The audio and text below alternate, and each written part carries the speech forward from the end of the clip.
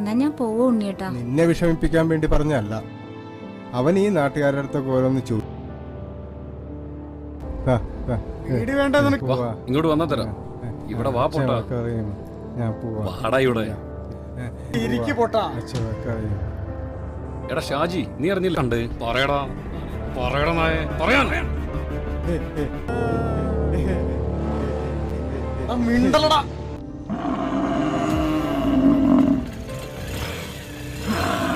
നിങ്ങൾക്കൊക്കെ നാണമാനുണ്ടോ?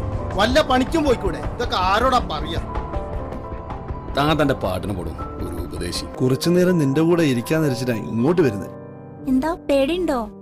എന്തിന്? നീ ഇല്ല എന്റെ കൂടെ.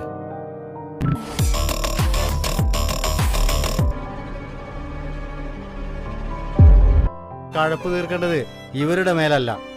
ഒരാവേശത്തിന് ചെയ്യുന്ന ഈ സദാചാരത്തിന്